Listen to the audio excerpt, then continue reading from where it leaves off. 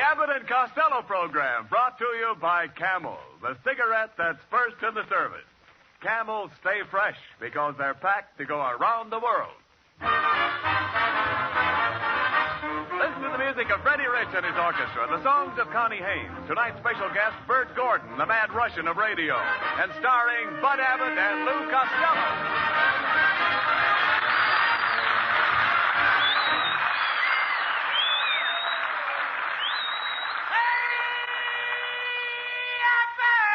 Costello, here it is, the last program of 1943, and you're late again. Now, where have you been? Oh, Abbott, the worst thing just happened to me. No. Yeah, Mrs. Niles gave me a dog for Christmas present.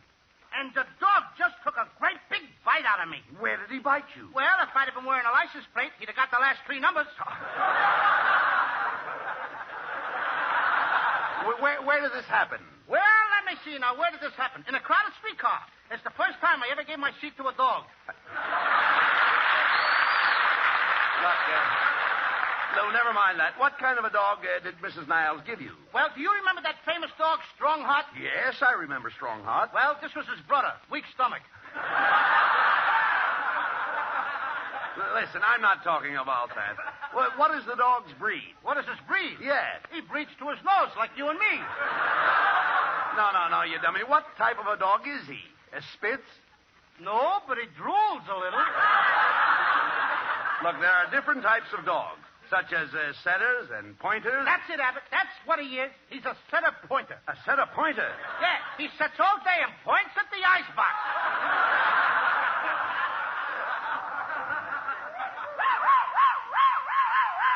Hey, that's the dog now, Abbott. He's out in the hall. Come on, Rover. Come on, Rover. Come on in the door. I said come in the door, not through the door. Why, Costello. Lou, this is a wonderful dog. Yeah. Listen to him. Just my luck to get a dog with asthma. Now, cut that out. I'm going to show you how to handle dogs. Come here, Rover. Tell me, how much is 1 and 1? Did you hear that, Costello? I missed it. I was here. I'll try again. Rover, how much is 2 and 2? I told you he was a smart dog. I'm going to see if he's really smart, Abbott. Rover, what time is it? 3:45.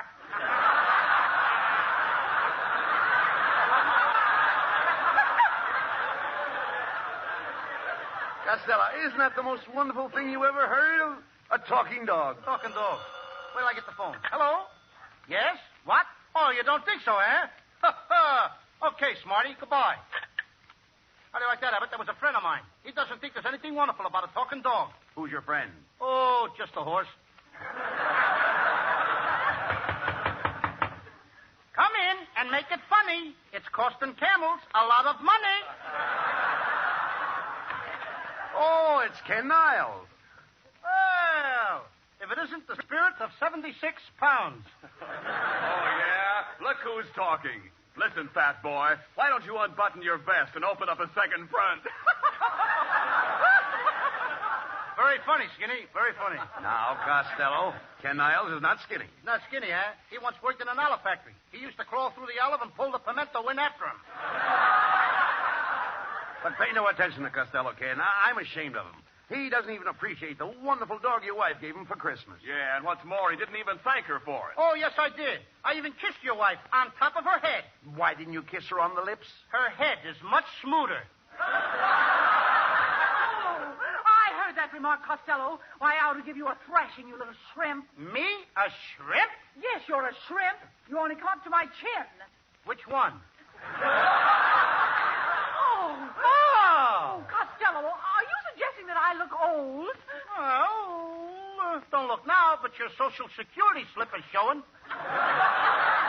Costello, how could you talk like that to Mrs. Niles after the nice present she gave you for Christmas, when you gave her nothing? Oh, I don't know why you say nothing. Didn't I give her a picture, get her picture published in the paper? Yes, but look where they put it.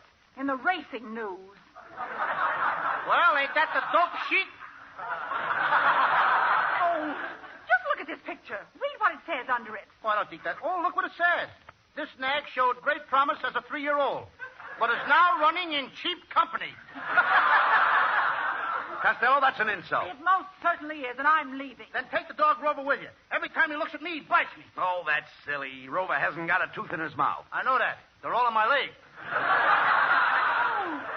can't talk that way about Rover. Why, I love that little dog almost as much as I do Kenneth. Even more. You gave him a longer leash. Come on, Rover. I'm taking you home. And don't even look at Mr. Costello. Abbott! Abbott! Get out of here! Get out! Abbott! He bit me again! Take your foot out of Rover's mouth. You're trying to choke him. Costello! Costello, leave that dog alone. He won't leave this. Let my that Put the last straw, Costello. Just because you don't like me, you're trying to choke poor Rover. You'll regret this. I'll drag you through every court in the land. I'll even take you to the Supreme Court. And I'll stand before the judge and tell him my story. And when the judge looks into my face, what do you think he'll say?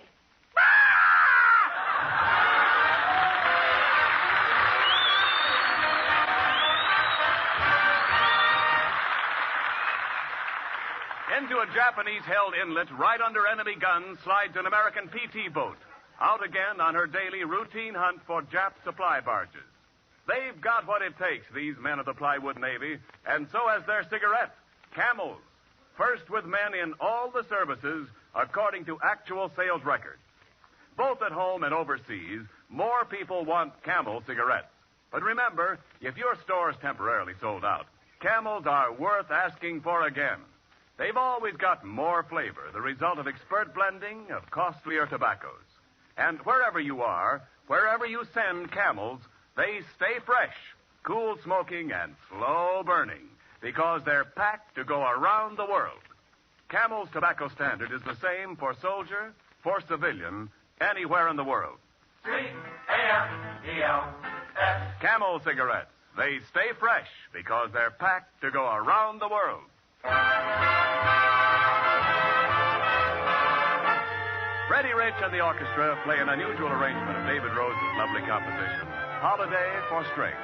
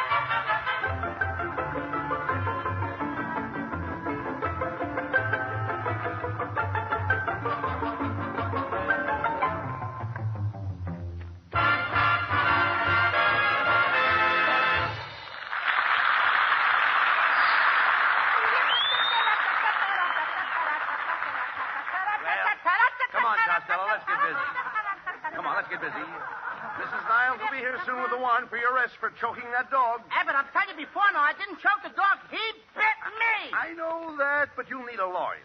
Now, we've got to find a good barrister. A what? Don't you know what a barrister is? Oh, yeah, I used to slide down a barrister when I was a kid.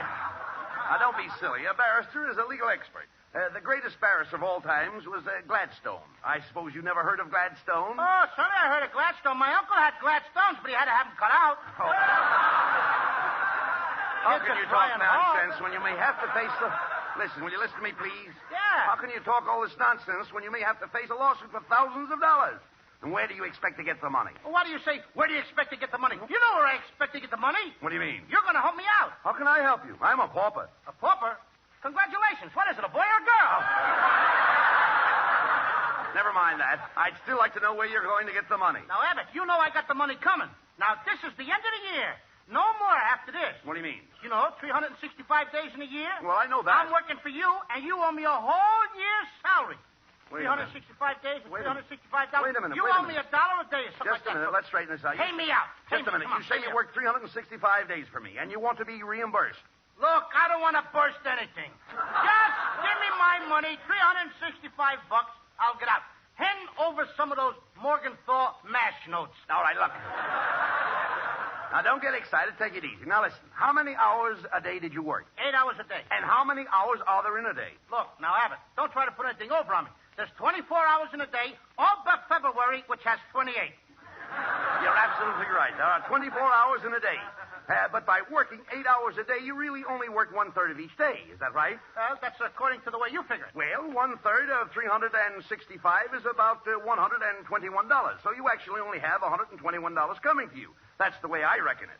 You sure are wrecking it. Come on, get it up. Give me the dough. Well, you did have $121 coming to you, but... I knew there was a button that... But you didn't work Sundays, did you? No. I had to take a day off to wash my lingerie. No. All right, there are 52 Sundays in a year. Deduct 52 from $121, which leaves $69 coming to you. You're sure of that? Positive. You see, I don't want you to cheat yourself. Now, that's mighty nice of you to look out for my interests. I might as well look out for yours. You already wrecked mine. Come on, Abbott. Give me the money. Get up something, will you? All right, I'd be glad to give you the $69, but... Oh, hold on to your hats. Here we go again. Look, Abbott, give me a couple of dollars. How's that? Well, you must admit you only worked a half a day on Saturdays. Isn't that right, partner? Partner. Now that I'm losing money, I'm a partner. Look, will you give me $1? I'll settle. Give me $50. Now, wait a minute. Wait a minute. Just a second. Just a minute. Now, wait a minute. Where was I? You just had a toe hole on my $69. Oh, yes, yes. A half a day on Saturdays, 52 Saturdays in a year. 1/2 of 52 is 26. So you will deduct 26 from 69, leaving the sum of $43. Sum of? Yes, sum of. If I get some of it, I'll be lucky. Look, Abbott, give me a quarter. Will you let me have a quarter? Give me 20 cents. Well, now, wait a minute. I'm going out of here with something. Now, wait a minute. Just a minute. There's still a balance of $43. But... Stop button. You're getting my goat. But you took a 2 weeks vacation, didn't you? Oh, yeah. That's 14 days. Take 14 from $43, leaving you the exact sum of $29. Look, Abbott, will you give me a dime? Is that asking too much? Will you give me... Well, give me anything. Listen, I'd give you the $29, but... Now I know it as good as you do. How much time did you take off for lunch? Oh, this is going to run into money. I took off 1 hour a day. Very well. 365 hours is equal to 15 days, I take it. You might as well take it. You've taken everything out. Go ahead. 15 for 29 leaves 14. But now I know it better than you do. Look, Abbott, give me some. Will you give me a nickel? What do you mean? Give me 4 pennies. What do you mean, give you 4 pennies? Look, can you spare a rat biscuit? Now, listen. Maybe you got a mothball. A mothball? Look, is it asking... Give me a sardine. Go ahead. Mrs. Niles is going to have me in a can anyway. Just a minute. Let's straighten this thing out. There are 13 holidays in a year which you didn't work. And as you only have $14 coming to you, we deduct the 13 from the 14, leaving you the exact sum of $1. Here you are, my dear friend, and good luck to you. Nice work, Abbott. I need money for a lawyer because Mrs. Niles is going to throw me in jail, and you're giving me only $1. Let's have no more words about it. $1 measly after I worked and slaved for you for a whole year. I always pay my obligations. Here's your $1. I wouldn't mind, Abbott. I wouldn't care if it was just for me alone. I need more than $1. I got another mouth to feed. Now, listen. Your troubles are not my... wait a minute. You what? I have another mouth to feed. Another mouth to feed? Yeah. You never told me that.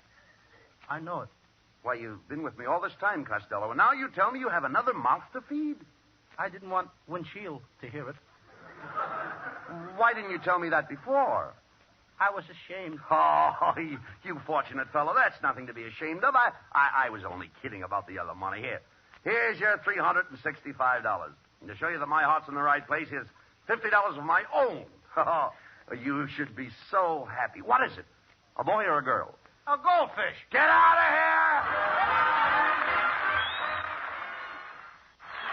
Connie Haynes introduces a new song destined for the top of the list. You've got to talk me into it, baby.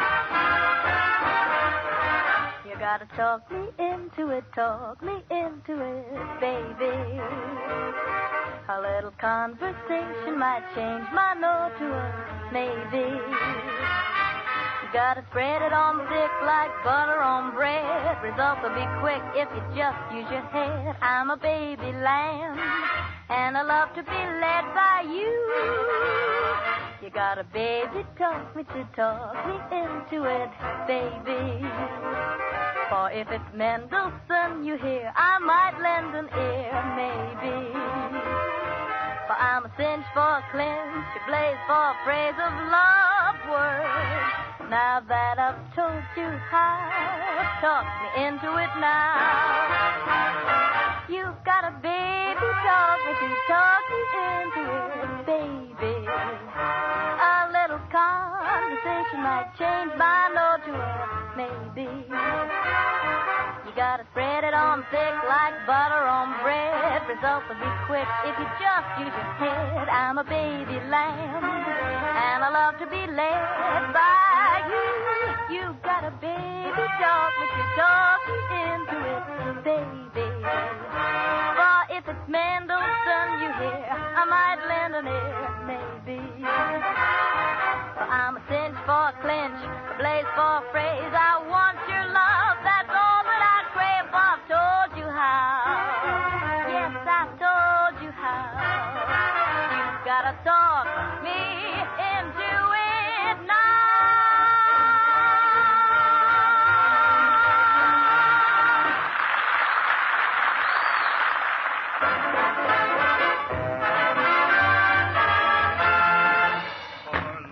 Costello, where are you? Here I am, Abbott! Listen, Mrs. Niles will be here any minute to place you under arrest. But don't worry. I hired a lawyer to defend you. I got my own personal mouthpiece. You mean your wife? No.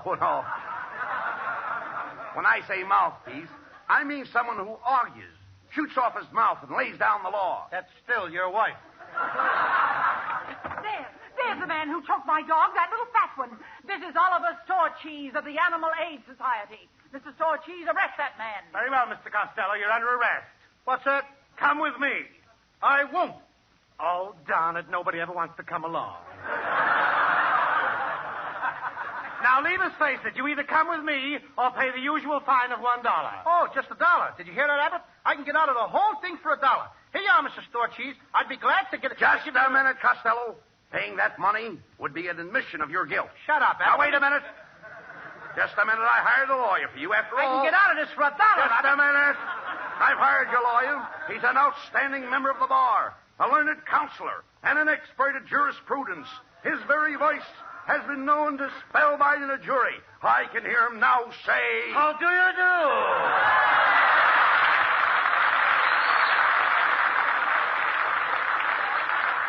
Costello, this is your attorney, Bert Gordon, the Mad Russian. Gentlemen, my card.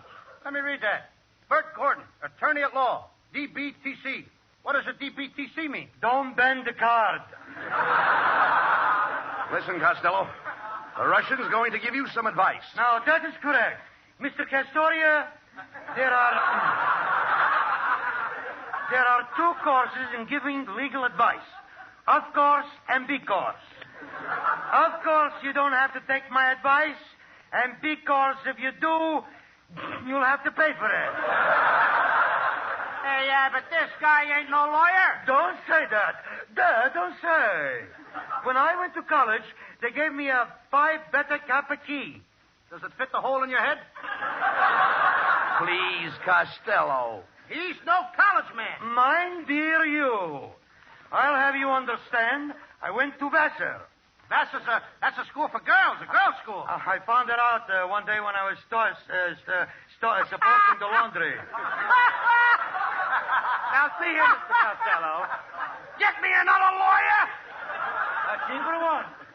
Mr. Costello, I'm waiting. Are you going to pay the fine of $1 or not? Okay, here's your dollar store. Just a minute, Mr. Cansmello.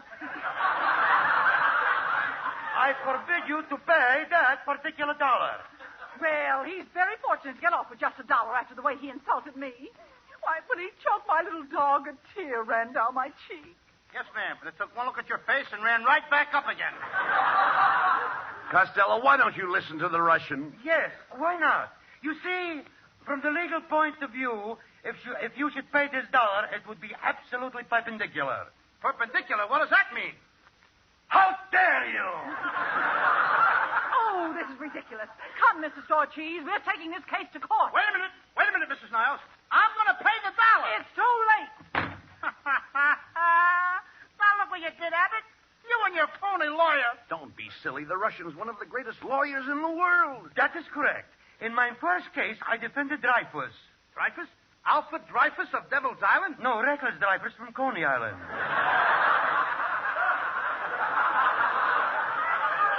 Say, Mr. Castile. Don't worry about a thing when I'm here. I'm a great intellectual. My stock in trade is brains. You got a funny-looking sample case. Now, stop those remarks, Costello. Get a load of his ears. What's wrong with him? Looks like the wind is blowing from his back. It's very funny. Very funny? Yes. You think it's funny? Yes. Didn't I see you flying over Pomona? No, it was Glendale. What happened? Shouldn't happen to our dog. Huh? Look, will you please take this dollar, Russian, go down to the court and settle the case? Over my dead body, remember the words of that old saying, haste makes. Go ahead. There's more. Well, come on, Costello. Let's go down to the court and fight this case. We'll win in no time.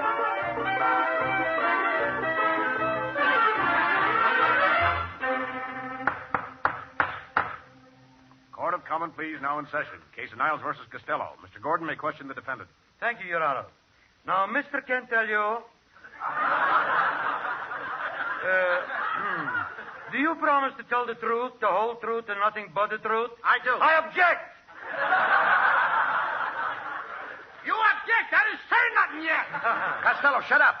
You keep out of this. Abbott, get me out of here, will you? Will you pay the dollar? Your Honor, you have heard the testimony. How can you call my client guilty? But I didn't call him guilty. Then why are you wasting my time? The court finds the defendant, Lou Costello, guilty, and the fine is $1 or 30 days. We won't pay the fine, Costello. No, we'll appeal the case to a higher court. I got plenty time. You just got some for me, too. Abbott, will you please give the man $1? Please give him $1.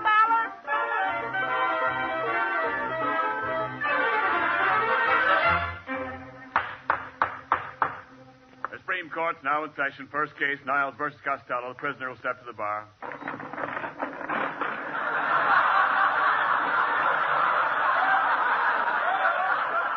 Costello, are the chains heavy? No. But would you mind holding this 100-pound ball? Abbott, get me out of this. Please pay that one measly $1. Order in the court. Remember, I am justice. And I'm justice, too. Justice who? Just as good as you are. You can't speak that way to me, young man. I've been sitting on this bench for 20 years. Oh, just naturally lazy, eh? Wait. Let me handle this case. Mr. Cantaloupe.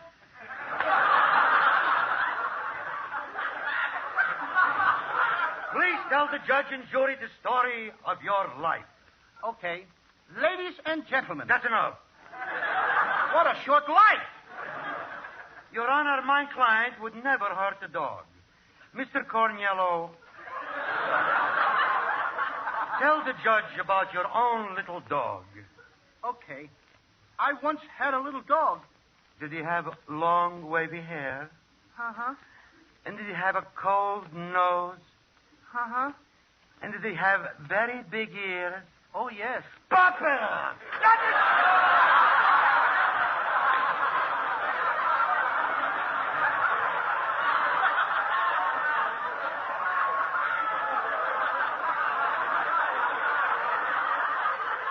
Your Honor, I would like...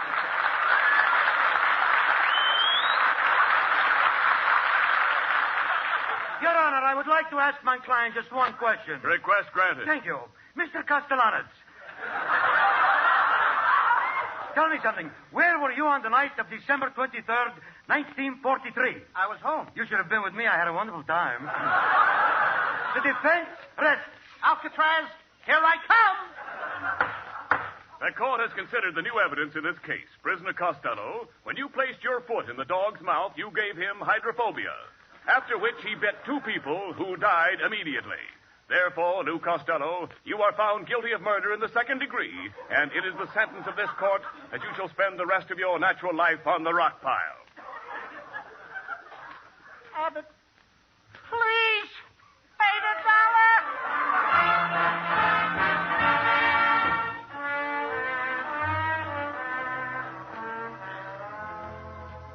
Right this way, gentlemen. Only 5 minutes with a prisoner. Abbott, get me out of here. Costello, listen. We've got some news for you. Absolutely. I just came from the capital. I saw the governor. What did he say? Paid $1. That's what I've been trying to tell you. Oh, now, don't get excited, Costello. Mrs. Niles, what are you doing here? Well, Mr. Storcheese and I went to the governor, paid the $1, and now everything's all straightened out. Costello, you're a free man. Gee, the only friend I got. Thanks, Mrs. Niles. Yes, Costello, we're sorry it all happened, so as a surprise, we brought a friend of yours to see you. Say hello to Mr. Costello, Rover. Rover? Abbott! Costello, you... Bit me again! Costello, you... Bit me! Costello, you've got your foot in the dog's mouth. You're choking Rover again. Costello, you're under arrest. That'll cost you $1. Don't pay the fine. We'll take it to the highest court. Here we go again! Let me out of here! Get me out of here! Abbott! Pay the dollar! Abbott and Costello will be back in just a moment. Thanks to the Yanks of the Week. Tonight we salute First Lieutenant Thomas H. Regan of Chicago, an ordnance officer at an American air base in England. When the flying fortress exploded above his field, it scattered 16 live bombs over the countryside. When each was located, Lieutenant Regan went from one to the other, and though each might have blown him to bits, he removed the fuse from all 16 bombs, rendering them all harmless. In your honor, Lieutenant Thomas H. Regan, the makers of Camels are sending to our soldiers overseas 300,000 Camel cigarettes.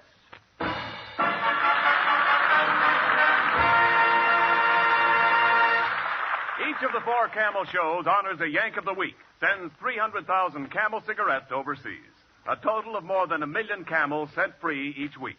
In this country, the traveling camel caravans have thanked audiences of more than 3.5 million Yanks with free shows and free camels. Camel broadcasts go out to the United States 4 times a week, are shortwave to our men overseas and to South America. Listen tomorrow to Jimmy Durante and Gary Moore. Saturday to Bob Hawke in Thanks to the Yanks. Monday to Blondie. And next Thursday to Abbott and Costello with their guest, Judy Canova. And now here's Abbott and Costello with a final word. Thanks, Ken. We're a little late, so I'll just say good night and a Happy New Year to you all. Be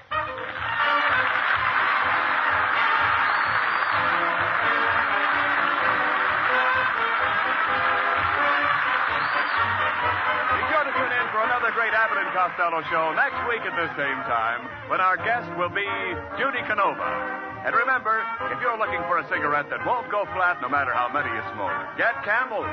More flavor helps Camels hold up pack after pack. And now this is Ken Niles wishing you all a very pleasant holiday from Hollywood. More pipes smoke Prince Albert than any other tobacco in the whole world. Prince Albert's no-bite treated for cool, tongue-happy smoking comfort. Crimp cut, too, to pack and burn and draw just right. More pipes smoke Prince Albert. It's the National Joy Smoke. This is the National Broadcasting Company.